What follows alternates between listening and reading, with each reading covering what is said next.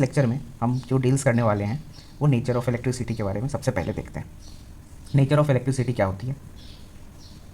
तो सबसे पहले अगर हम बात करें, कोई भी जो मैटर होता है वो इलेक्ट्रिकली न्यूट्रल होता है, अगर वो एन टाइप सेमीकंडक्टर क्यों ना हो या पी टाइप सेमीकंडक्टर मटेरियल क्यों ना हो। क्योंकि वो क्या होता है, कोई भी मटेरियल में number of electrons and number of proton same रहते हैं। You can see in atomic structure. Atomic structure आप देखोगे तो कोई भी एटम का number of electron equal to number of proton होता है, sorry number of electron equal to number of proton होता है।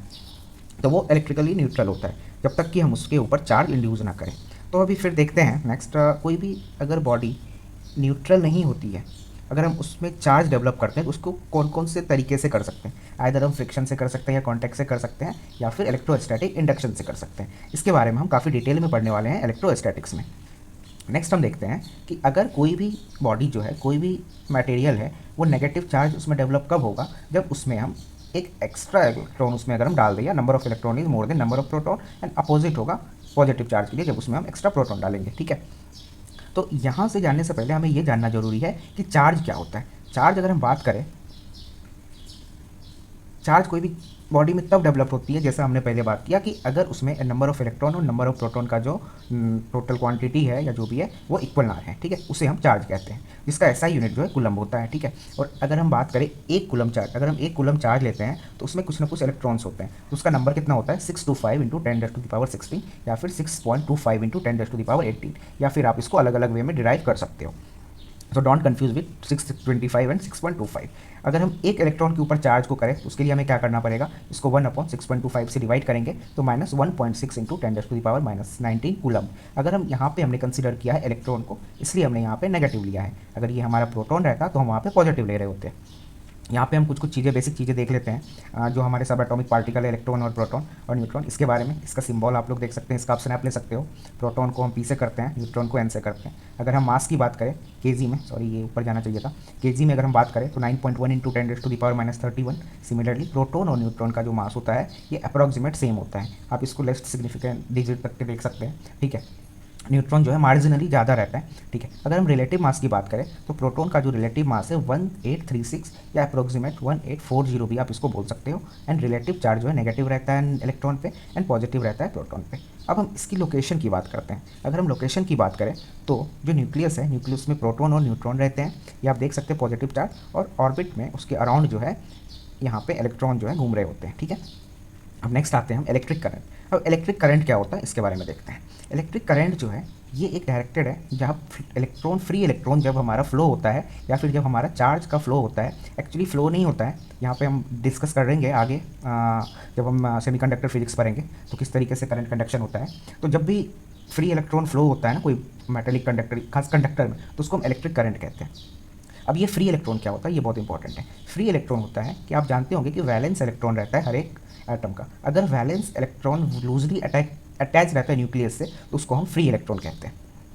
अब ये करंट को हम किस तरीके से करते हैं, करंट होता है चार्ज पर यूनिट टाइम। इसका जो यूनिट होता है एम्पियर होता है, ये जो है फंडामेंटल यूनिट है। इसको जो डायमेंशन के लिए हम कुछ इस तरीके से इसको यूज कर रहे होते हैं, या फिर कूलम पर सेकेंड। नेक्स्ट हम बात करते हैं 1 एम्पियर का डेफिनेशन क्या होगा। ठीक है, 1 एम्पियर करंट कब फ्लो होगा, जब कोई वायर में 1 कूलम चार्ज रहेगा। जब हम कोई भी कंडक्टर में 1 कूलम चार्ज देंगे और उस 1 कूलम चार्ज को हम 1 सेकंड के लिए फ्लो करवाएंगे, तो वहाँ से जो है टोटल जो करंट की क्वांटिटी आएगी वो आएगी 1 एम्पियर करंट।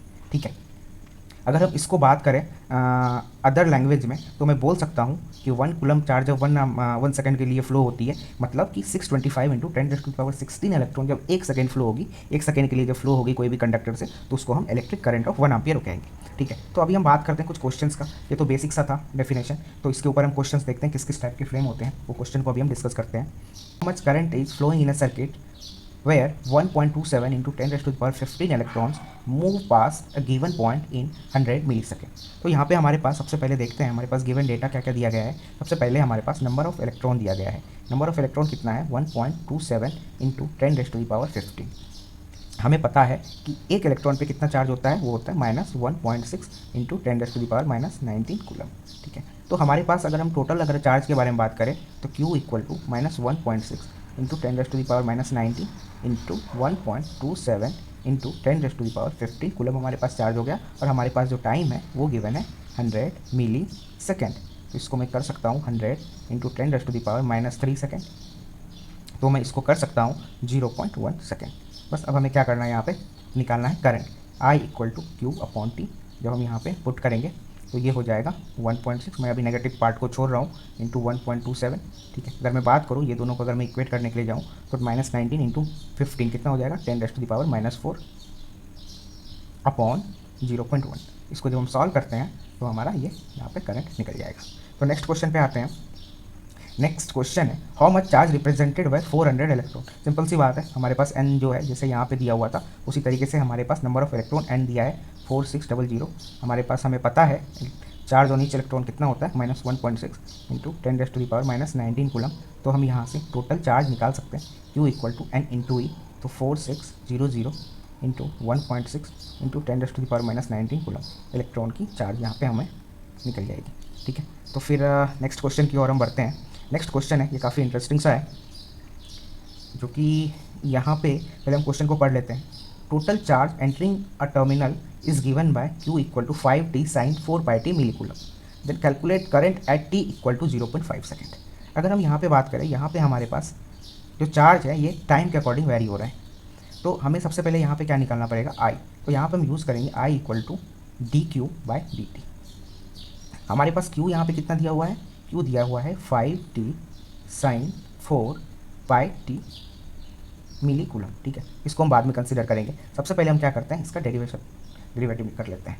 तो इसको जब हम करेंगे तो d/dt into 5t sine 4πt। तो इसको जब हम डेरिवेटिव करते हैं तो कितना होगा, सबसे पहले ये t वाला टर्म है तो हो जाएगा 5 साइन 4πt प्लस, अब उसके बाद हम साइन का करेंगे अलग से, तो 5 into 4 equal to 20t 4πt का, फिर इसका जो है हमारा हो जाएगा पाई, हम यहाँ पे लिख लेते हैं 40t pi into cos 4πt हो गया। यहाँ पे हमें लिमिट का पुट करना है, टाइम की जो वैल्यू है t इक्वल टू 0.5। तो हम 0.5 पुट करते हैं तो 5 साइन 4π इंटू 0.5 2π प्लस 20 इंटू 0.5 हमारा हो जाएगा 10 pi cos 4πt equal to cos 4π का इंटू 0.5 2π। अब जब हम यहाँ पे इसको सॉल्व कर रहे होंगे तो साइन 2π की वैल्यू कैसे होगी, मैं यहाँ पे आपको ट्रिक बताता हूँ। ये हमारी साइन की वैल्यू है, ठीक है, और यहाँ पे जो है मैं कॉस की भी वैल्यू ले लेता हूँ।